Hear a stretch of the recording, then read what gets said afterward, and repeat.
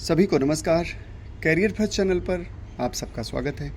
Dictation लिखने के लिए तैयार रहें। Ready start. अध्यक्ष महोदय, खेती में उन्नति न होने का कारण क्या है? उसका एक कारण यह है कि खेती से संबंधित जितने विभाग हैं उनमें आपस में मेल जोल नहीं है। खेती के लिए अच्छी खाद की ज़रूरत है, पानी की ज़रूरत है, औजारों की और धन की ज़रूरत है। इन सारी चीज़ों के लिए अलग अलग विभाग हैं। मालूम ऐसा पड़ता है कि उनका आपस में कोई संबंध नहीं है। वे आपस में मिलकर कोई योजना नहीं बनाते जिससे खेती की ज़रूरतें पूरी होती। इसीलिए जब तक उनमें आपस में मेल जोल नहीं होगा तब तक खेती की उन्नति नहीं हो सकती है। दूसरा कारण यह है कि योजना की बिल्कुल कमी है। इसके अलावा कृषि कॉलेजों से निकले हुए जो ग्रेजुएट होते हैं, जो खेती की बातों को जानते हैं, उनमें से एक भी आदमी खेती करने के लिए तैयार नहीं है। सभी प्रोफेसर बनने के लिए तैयार हैं, खेती के लिए कोई तैयार नहीं है। एक बात मैं माननीय मंत्री जी से विशेष रूप से कहना चाहता हूँ कि अधिक उपज न होने का एक कारण यह है कि जो खेत में काम करते हैं वे उसके मालिक नहीं हैं। खेत किसी और का है और काम कोई और कर रहा है।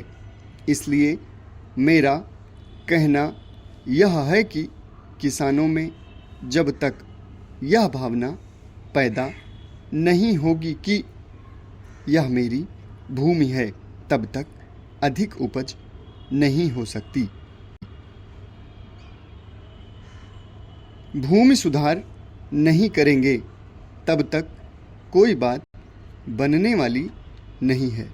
खेती करने वाले बहुत कम लोग ही जमीन के मालिक हैं। इसलिए आप जब तक दुर्भाग्य से इस देश में खेती की उन्नति के लिए यह आवश्यक है कि सरकार खाद बीज का उचित मूल्य निर्धारित करे, छोटे किसानों की लगान को कम किया जाए और उनकी उपज का उचित मूल्य दिया जाए तथा बिचौलियों से उनको बचाया जाए। ऐसी बात नहीं कि सरकार ने इस विषय में कुछ नहीं किया है, लेकिन नौकरशाही के कारण ही ठीक ढंग से अमल में नहीं लाया जा सका है।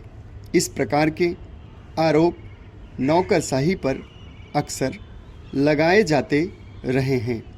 अतः हमारे प्रधानमंत्री जी ने नौकरशाहों को इन आरोपों से छुटकारा दिलाने के लिए सरकारी योजनाओं को स्वयंसेवी संस्थाओं के माध्यम से क्रियान्वयन करने का जो प्रस्ताव किया है वह स्वागत योग्य है। भारत का प्राचीनतम खेल तीरंदाजी आज सरकार की दोषपूर्ण खेल नीतियों के दुर्भाग्यपूर्ण शिकंजे में जकड़कर पूरी तरह उपेक्षित है। यही एक ऐसा खेल बचा है जिसमें भारत द्वारा अंतर्राष्ट्रीय स्तर पर कुछ कर दिखाने की थोड़ी बहुत उम्मीदें बची हैं।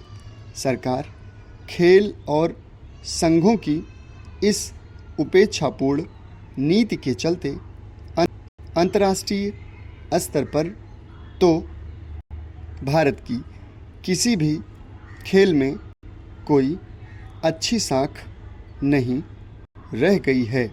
समाप्त। धन्यवाद।